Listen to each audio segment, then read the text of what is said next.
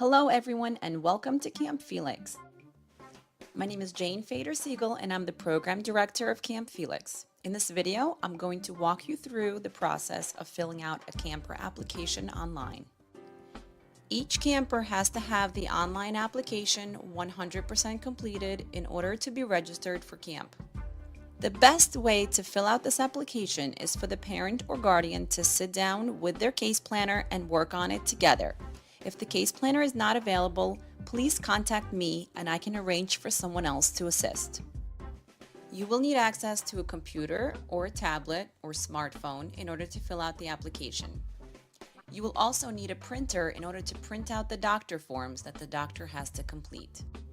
So let's begin the online application process. The first step is to open your internet browser. Once you open your browser, you're going to type in app.campdoc.com/register/campfelix. This is the registration link for all participants. The welcome page will open up and you will simply click sign up at the bottom in order to get started. The next page will ask you to enter your email address, confirm that email address, create a password, and confirm that password. Once you've entered all of this, you can click continue. Make sure you write down your password somewhere for logging back in. After you hit continue, you will be directed to enter the parent guardian name, phone number, and mailing address. This should be whatever parent or guardian the child is currently living with. The next page will ask you to enter camper information, so you will put in the first name, middle name, last name, and the date of birth of the camper and click continue. After you click continue, you will be directed to the registration page. So now we're on the registration page. This is where you would register for a camp session. On the left, you will see a button that says add new participant. This is the button you would press in order to add information about a sibling who's also attending camp. We're going to walk you through that a little bit later. On the right side, you see a button that says register for a new session. We're going to click on this button in order to register this camper for a camp session. Here you will see all the camp sessions listed and the dates all the way on the right. On the top, you will see it says please sign up for a maximum of 2 sessions from the list below. So every camper can sign up for up to 2 sessions. I'm going to select session 1 and session 2 and click continue. The next screen will show me that the camper is registered for session 1 and session 2. You don't need to pay attention to any of the tuition amounts because that doesn't apply to us because Camp Felix is free. So you hit the register button on the bottom and now it says that John is registered successfully. You hit continue. This is the profile that has all the information about the camper that we need to complete in order to have a fully complete camper application and be registered for camp. All the pieces of the application you can see on the right-hand side, and I'm going to go through every single step and show you how to fill it out. You should also read through some of the tips that are listed here. This is important. First of all, at the top, you have my information, my phone number, and my email in case you have any questions while filling out the camper profile. Please know that your answers will save as you type them, and you can navigate between each step by clicking previous step or next step buttons. You will see them at the bottom of your screen. You can also jump from one section to another by just clicking on the various sections right here. The camper profile should be completed by June 1st. This is the deadline for all applications. Later on, if you need to make changes to the profile, you can do this until July 22nd. But on July 23rd, this profile will be locked and further changes will need to be approved by camp staff. As you look on the right side, you will see a red dot next to each section. The red dot indicates that these sections are incomplete because we haven't started completing this yet. But you will see that as we complete them, they will turn green. And that's how you know that that section is complete. So now we're going to start filling out the camper profile. We can either click on Contact Information section on the right-hand side, or we can click the Continue button on the bottom. The first line asks us for the preferred camper name. We're going to say that the camper's name is John Fader, and that is the preferred name. The next question asks about gender. Which gender does the camper identify as? And the options are male, female, or other. If the camper identifies as other, a section will pop up that you can fill out. We're going to say that John Fader identifies as a male. The next section is the address section. I'm going to go ahead and type in the address. Long Island City, New York.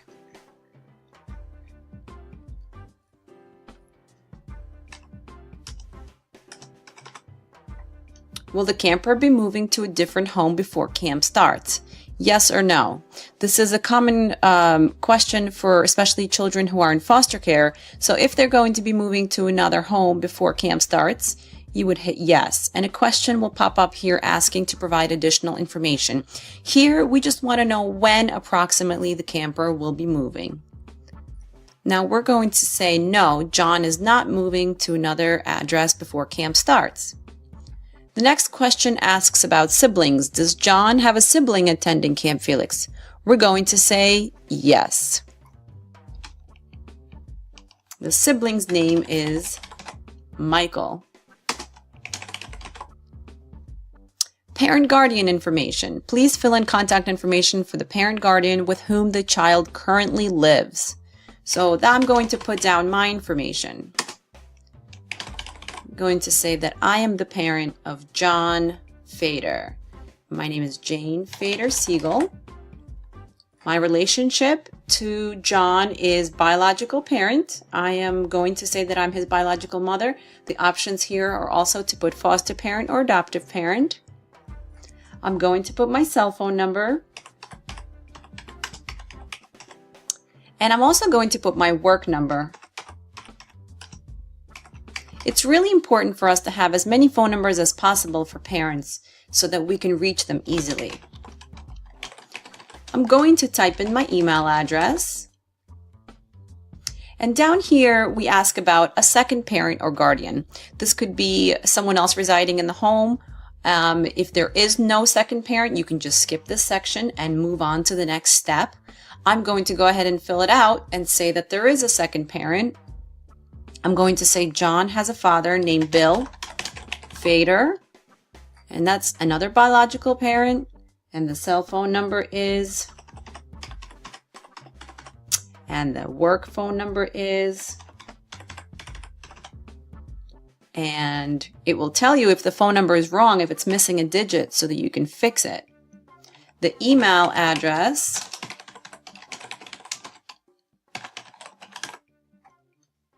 down here, it asks about emergency contacts. This is really important. The emergency contact must be someone other than parent or guardian. And this is somebody we would reach out to in camp in case the parent or guardian cannot be reached. So I'm going to put down an aunt whose name is Lisa Siegel. Oh, whoops. Lisa up here, Siegel down here. Relationship to camper, that's his aunt. She resides at 590 Avenue of the Americas, New York, New York. And the zip code, and her phone number. This is very important. In case there's an emergency with the camper, we need to have somebody else to contact. Is this person authorized to pick up the camper? I'm going to say that yes, the aunt is authorized to pick up the camper. The next section is the bus pickup drop-off location. You will see here in the drop-down menu, the Manhattan location is listed, 590 Avenue of the Americas, and the Bronx location is listed, 501 Southern Boulevard. I'm going to say that we prefer the Bronx pickup location. And is there anyone else who's not authorized to pick up or receive camper? I'm going to say yes and fill in that person's name. Now, this is really important in case there's ever a restraining order against someone or just someone in the family who's not supposed to have contact with the camper alone. I'm going to put in a name down here and say that this is Aunt's previous boyfriend. Let's say there were issues and that person is not allowed to have contact with the camper. It's very important for us to know this. Once this is done, you will see a green check mark next to contact information, and that tells us that this section is complete. So we can click on the next step button on the bottom of the screen. The next section is the New York Foundling caseworker and supervisor contact information. So if the parent has an open case with the New York Foundling, we need to know which region and which program they belong to and whether or not the case will be closed before camp starts. We will also need the caseworker and supervisor contact information. So we're going to start here at the top and select Bronx as the region. We're going to select Keys as the program. Now, you will see that as you scroll down, all the New York Foundling programs are listed here. But if there is a program that is not listed, you would simply click on Other, and then you will type in another program. So let's just say there is another acronym, another program that was not on the list, and you can easily type it in here. I'm going to go back here and select Keys. Will this case be closed before camp starts? Now, sometimes you know yes or no, and sometimes you don't know. You can click Unknown if you're not sure whether the case will be closed. Caseworker, do you have a current case planner? Yes. We're going to fill in the case planner information.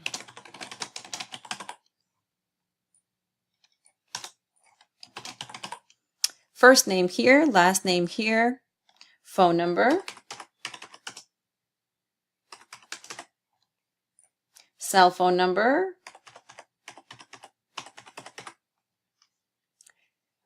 do we know the case planner or supervisor's contact information?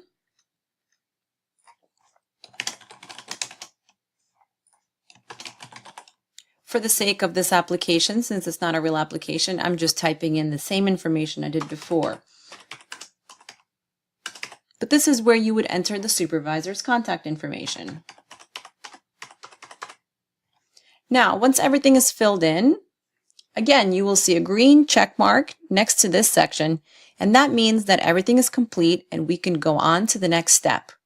Now, if this family does not currently have an open case with the New York Foundling, they obviously don't have a program or a region, so they would go ahead and select Case Closed from the drop-down menu. Case closed. Now here where it says, will the case be closed before camp starts? If your case has been closed, we'd like to know when. So please select yes, and please put a date when the case was closed. We don't need to know the exact date, just a month and a year is enough. So we're going to put September 2017. Now we know the case was closed in September 2017. And down here, do you have a current case planner? No, you do not, because your case is closed. So once you hit no, the other section disappears and you're complete. You've got the green check mark and you're ready to move on to the next step. The next section is the camper information section, which asks a lot of general information about what the camper is like. Let's go through it question by question. Is this the camper's first time attending Camp Felix? I'm going to check yes. What grade will the camper be starting in fall 2018? I'm going to say that this camper is going to be starting 5th grade. How old will the camper be at the start of camp? Since the camper's birthday is in May, he will be 10 years old. Right now, he's still 9, but by the time camp starts, he will be 10. Is the camper in foster care? I'm going to say no. For children who are in foster care, you would check yes. And down here, a question will pop up that will ask how long the child has been in the current foster home. Please list the camper's responsibilities at home. So what are some of the chores? Cleaning up toys, taking out garbage. Has the camper been away from home for more than 2 days? I'm going to say yes. Now a question pops up that says, was it an enjoyable experience? I'm going to say yes, it was an enjoyable experience.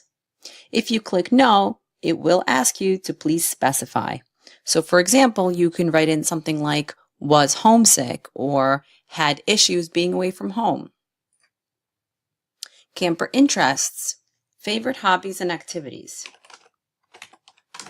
We're going to say dance, basketball, and arts.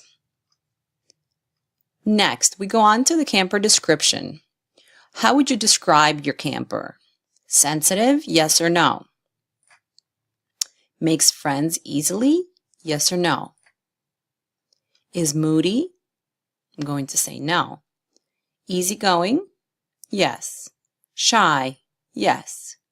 Enjoys humor? Yes. Outgoing? Not so much. Bit of a loner? Yes. Is a child independent? Not very much. Leads others? I'd say no. Is strong-willed? Yes. Would you describe your camper as one who's easily led? I'm going to say yes, easily led. Please select the best option for the following questions. The child prefers friends who are his own age, younger, or older. I'm going to say his own age. Does the camper get along with others? I'd say fairly easily. Have you had any problems with the camper? If you check yes, it will ask you to specify. If you check no, that box goes away. I would say that the majority of kids probably do have some sort of issue that parents can point out. So maybe they have problems listening to authority. Maybe they don't always listen to their parents. And I would say that that's probably true for a lot of children. But this is information that we want to know so that we can best care for the camper at camp. So as a parent of John Fader, I'm going to say that yes, I've had problems with him not listening, throwing tantrums,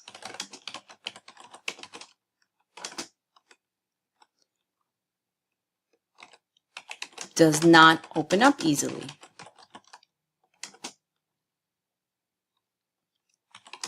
is not always friendly at first. These will be important things for us to know at camp. Now that the camper information is complete, we have a green check mark and we are ready to move on to the next step. So we click the button below.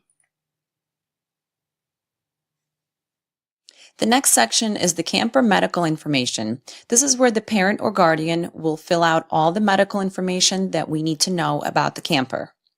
There's yes or no questions here, and if you click yes, some of them will have a window that will open up where you will have to specify. So for example, if this child has a seizure disorder and you click yes, you will need to give us more information. Diabetes, yes or no? Again, if you click yes, you will have to add additional information. And when you're filling this out, please make sure that you provide as much detail as possible. This will help us make sure that we can serve that child as best as possible while they're at camp and make sure that all their medical conditions are tended to. The asthma piece asks you to please make sure that the medication is entered into the medication section. This question asks if there are any other conditions that require special care, medication, or diet. If you click yes, please make sure to provide all the information that we need. If you click no, that window will go away. Medical history, does your camper have any serious illnesses? Yes or no, does your camper have any serious injuries? For example, I'm going to put that John Fader has a sprained ankle. Should heal by camp start. This is something that will be important for us to know so that we can keep an eye on it at camp. Some additional medical questions. Does your child have frequent eye infections? Again, if you click yes, you will need to provide additional information. Respiratory infections, urinary tract infections. Does your child have a heart murmur, rheumatic fever, stomach or intestinal problems, hernia. Has your child ever had chicken pox? If you click yes, we just need to know when that child had the chicken pox or mumps, exposed to a contagious disease within the past 3 weeks. Again, if you click yes, please tell us when. Had lice in the past 6 months? When did this occur? Down here is the medical history authorization. This is where you will accept the statement that says, to the best of my knowledge, the above information is correct. I give my child permission to participate in all camp activities and trips. In the event of an accident or illness, I authorize the camp to institute and obtain medical care. By clicking Accept section, you will see a statement here that will say that it was accepted on date and time. And this is how we will know that the parent or guardian has accepted this. This is sort of like an electronic signature. Immunization authorization. In the event of a communicable disease outbreak, I understand this person will be excluded from camp if not fully immunized. Accept section. Again, we have the date and time that this was accepted. And down here we have the signature panel where the biological parent or New York Foundling representative will sign their name, put their relationship, and click the button that says Sign Authorization. This is the actual electronic signature that tells us that the biological parent or New York Foundling representative has accepted the statement and has signed for it. This is very important. For children who are in foster care, this must be signed by their biological parent. If they're freed for adoption, then this would be signed by a New York Foundling representative, such as a director or a VP or VP of a program. The biological parent would get their own username and password, and they would log in, sign their name, and click Sign Authorization. This will actually tell us that it was done from their account and not somebody else's account. This is very important. The New York Foundling representative signing for this child will have the same. And all you have to do is type in your name, relationship, click Sign Authorization, and there you are, electronically signed by Jane Fader-Siegel on date and time. And this is how we know that the electronic signature is valid. Now that we're done, we can hit Next Step. The next section is the Additional Health Information section. Here we ask for some additional information regarding the child's physical and mental health. We ask about sleeping habits. Is the camper a light sleeper? Is the camper a heavy sleeper? Does the camper sleepwalk? Does the camper have nightmares? How many hours of sleep is normal? Does the camper wet the bed? If the answer is yes, you will get this message that pops up that asks you, should the camper be taken to the toilet at night? You will click yes, and then it will say what time. If you click no, that message goes away. Mental health and emotional health is very important for us to know. When the child comes to camp, we want to be best prepared to make sure that that child has the best camp experience. So please make sure that you spend some time answering these questions carefully. Is a camper currently being treated for any of the following? ADHD, behavior disorder, personality disorder, eating disorder, trauma from abuse or neglect, other emotional behavioral difficulties. If you answer yes, for example, up here, it will ask you to specify. If you answer yes to any of these, it will ask you to specify. And we ask you to please make sure that you include as much information as possible. Additional mental health questions. Is the camper currently seeking a mental health professional? If you answer yes, you will need to fill in the first and last name of the therapist and their phone number. Has the camper experienced physical abuse in the past? Again, if you answer yes, you will need to specify. Please provide as much detail as possible. Has the camper experienced emotional abuse in the past? Has the camper experienced sexual abuse in the past? Has the camper experienced any abuse in the past? Has the camper had issues with running away? I'm going to write in here, for example, the child ran away from home 6 months ago for one day came back at night. These are very important things for us to know because if we know a child has a history of running away, we're going to keep a much closer eye on that child while he's at camp. Has the camper had issues with violence or aggression towards others? Has the camper ever been a danger to themselves? Has the camper ever had issues with drugs or alcohol? Any issues obeying authority? I'm going to put that he does not always listen to teachers at school. Are there any significant life events currently affecting the camper's life? Now, if you click yes, again, please provide as much information as possible. We want to know if there's any events that might be affecting that child's emotional well-being or his behavior when he's at camp. It will help us serve that child better when he's there. Are there any other dangerous or inappropriate behaviors that we should know about? Camp questions down here ask, how do you hope Camp Felix can best help the camper? Help John make friends easier and listen to directions and be more active. What would you like him or her to learn at camp? I'm going to say that I would like John to learn how to socialize better and respect adults and learn how to swim. Now that we're done here and we see the green check mark on the right hand side, we're ready to move on to the next step. The next section asks about diet and activity. Are there any diet restrictions? If you click yes, please make sure you specify. For example, this child is a vegetarian. Are there any activity restrictions? If you click yes, you will need to specify. I will say since this child has a sprained ankle, I'm going to say, please watch child to make sure not too much strain on ankle. Then we move on to the next step, which is allergies. The allergies section asks about food allergies, drug allergies, and environmental allergies.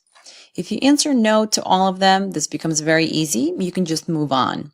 But if you do answer yes, it will ask you to say what the child is allergic to.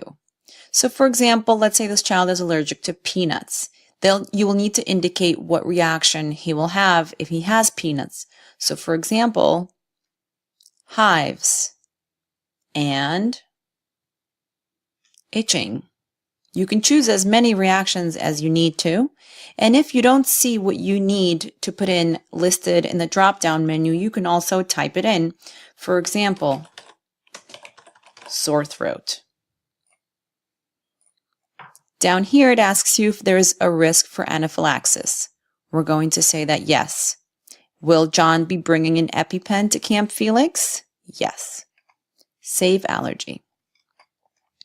Let's say John also has a drug allergy and he's allergic to, let's say it's something that's not listed here. I'm going to type in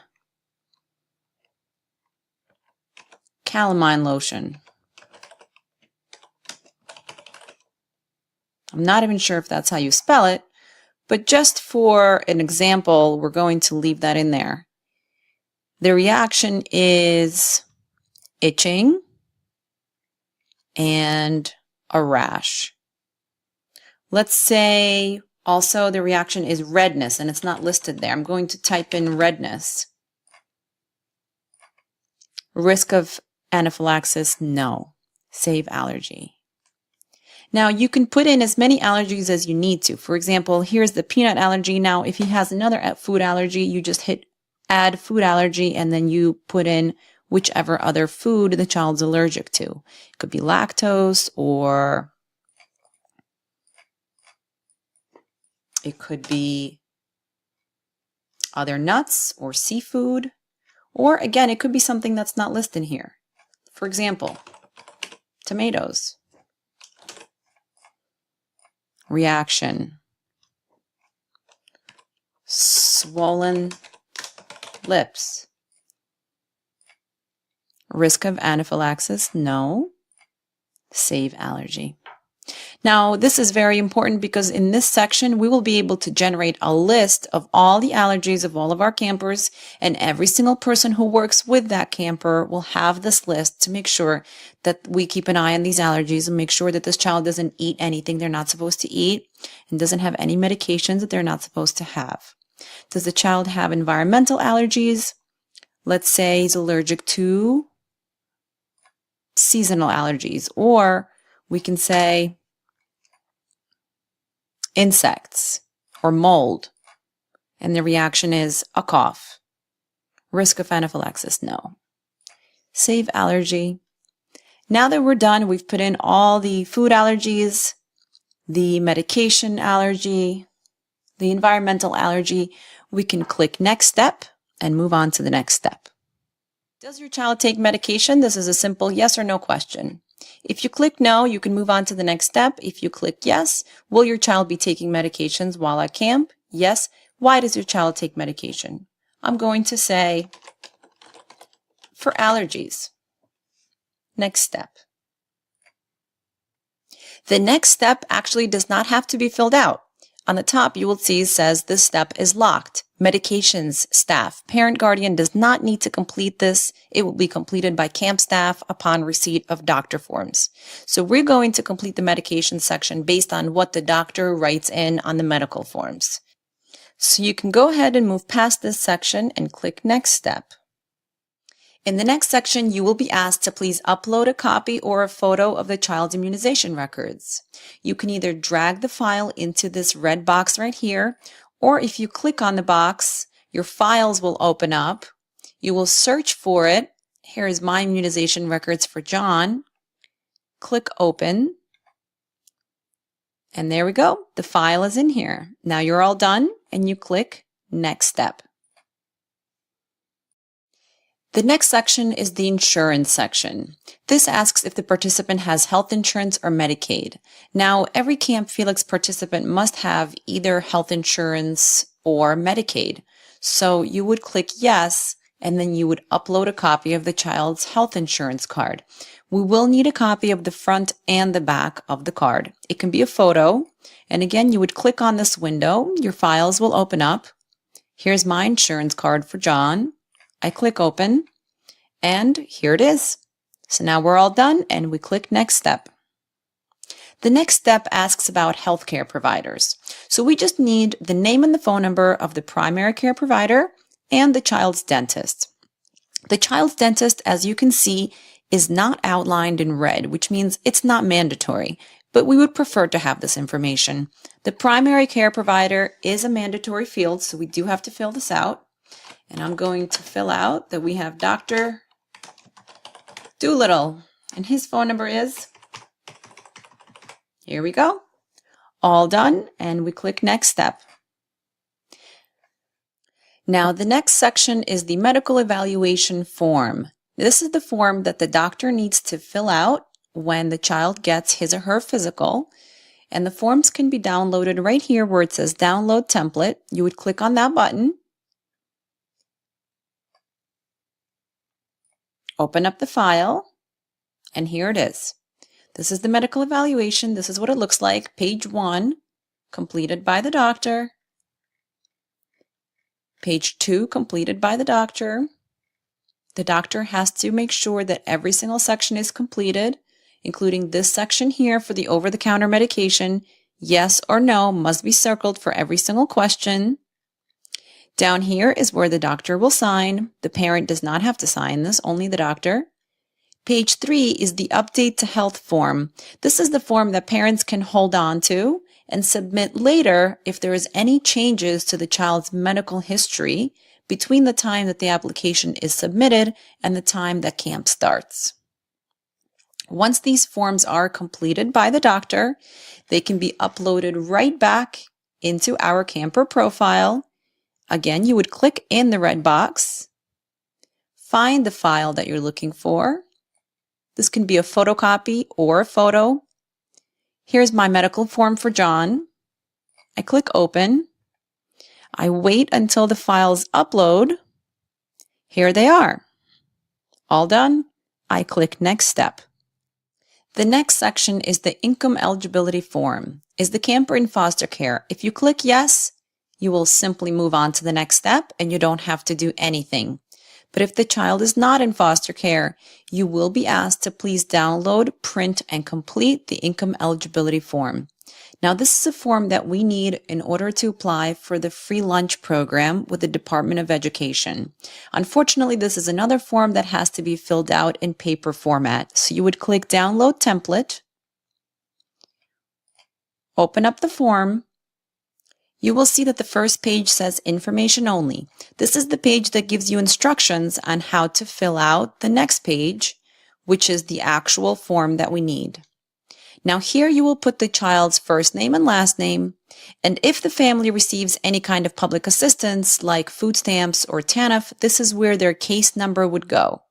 Once that's completed, then you can go ahead and come all the way to the bottom to the signature and social security number section. The parent would sign, print name, date, put their address, phone number, the last 4 digits of their social security number. If they don't have a social security number, they can check this box which says, I do not have a social security number. Now, if the family does not receive public assistance, then they will need to fill out Part 3. Part 3 must list all the household members right here and their earnings, whether they get earnings from work, welfare, child support, social security, pension, or any other income. We need to know the dollar amount and the frequency. Is it monthly, twice a month, every other week, weekly, or yearly? We need to know how often that income comes in, and they can check no if that family member gets no income right here. Now, once all the income information is completed, again, you would go down to the signature section and fill this in. That is it. You do not need to complete anything down here. And once this section is completed and signed, it can be uploaded right back into our camper profile. You would click on the red box. Here's my income eligibility form for John Fader. I open it. I wait for it to upload. Here it is. I can click on the next step. Now, the next step brings us to authorizations. This is the photo and video consent. We do take a lot of photos and videos at camp, and we want to have the parents consent. Just like the previous authorization we signed before, this must be done by the biological parent or New York Foundling representative for children who are freed for adoption. So if the child's in foster care, the biological parent will have to log in and go ahead and click Accept section or Decline section based on what they want for the photos. If they don't want us to take photos of their children, they would click Decline section.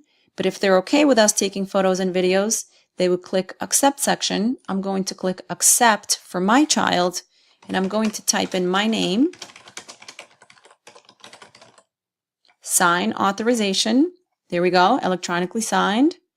The HIPAA privacy statement, which says that I give the named medical practice above permission to release confidential information to Camp Felix regarding this camper. We're going to put the doctor's name. So we give permission to that doctor to give us medical information about the camper in case of an emergency or if he needs medical attention or if something comes up. So I go ahead and click Accept section. I accepted it. And now I'm going to sign my name. Relationship. And click Sign Authorization. And here we go. It's been signed. Down here is the consent section that lists all the necessary consents that we need the parents to agree to. They should read through every single bulletin. I'm not going to do it now for time's sakes. And if they accept, they would click Accept section. Signature of biological parent, or New York Foundling representative if the child is freed for adoption. Relationship, sign authorization, and we're done. You will see a green check mark on every single section here, except the medication section, which will be done by the staff, so you don't need to worry about that. And now you can see that your profile is complete. If you would like a copy of this profile, you can click Print, Open. It will download as one big document, which you can either save or print out for your information. Now there's one thing I want to show you up here. Once we're done with the camper profile, you will see that it says Protection Plan. If you click on Protection Plan, it will bring you to this page, which will tell you that CampDoc offers travel and emergency medical protection, helping parents and guardians to have comfort knowing their campers are protected. Please note this protection plan does not apply for Camp Felix because they're already protected under the New York Foundling insurance policy. So this is not something that you need. This is something that the CampDoc program offers to other camps, specifically camps that have to pay for tuition. You don't need to do anything in this section. So now you can navigate between all the various sections of your child's profile. You see that everything here has been completed. You see that the registration is done. John is registered for session 3. And if you wanted to add another session, you can click this button, register for a new session, and you can add another session. You can also click on this. Let's say you changed your mind. You can submit a cancellation request. Now, if you wanted to add a sibling, this is where you will click Add New Participant, and this is where you will put in information about that sibling. So John has a sibling named Michael, last name Fader, and his date of birth is March 5th, 2006. Continue. And now you'll be able to register Michael for a session, just like you did with the other camper. He's choosing session 3, just like his brother. Continue. Click Register. Success. Michael is registered. And here we are. We have Michael's profile and we have John's profile all here in the same menu.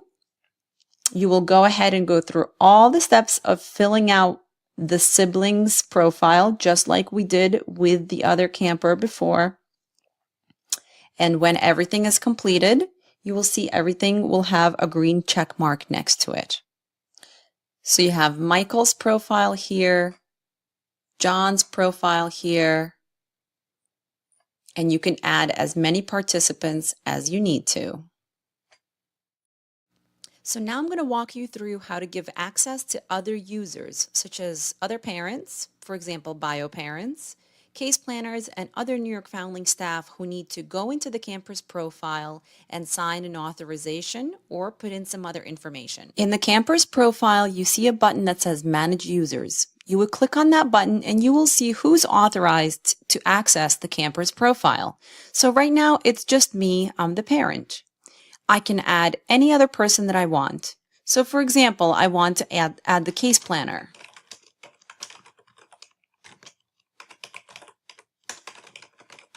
Denise Morrow at nyfoundling.org is going to get an invitation to access this account. I'm going to click Add User. If I wanted to add somebody else, I would go in here again and put in another email address. And this is how you will give access to bio parents who will need to go in and fill out authorizations. One more thing I wanted to show you in the profile is that you can go ahead and hit Edit in order to edit the demographics of the camper, the name, the date of birth. You can also add a photo of the camper, which would be super helpful to us at Camp Felix so that we can recognize that camper when we see him. And this is what the email looks like when someone has been invited to have access to a camper's profile. They will get this email, they will click this link that says Accept Invite, and it will direct them to a page where they will create their own username and password, which they will use to access that camper's profile. Now that you've watched this video, you are ready to get started and register campers for Camp Felix. Please remember that a separate registration and profile must be created for each camper. For foster children, their biological parent must authorize and sign, and if they're freed for adoption, a New York Foundling representative can do it. You must complete every section of the camper profile in order to get them registered for camp. If you have any questions, feel free to reach out. Thank you.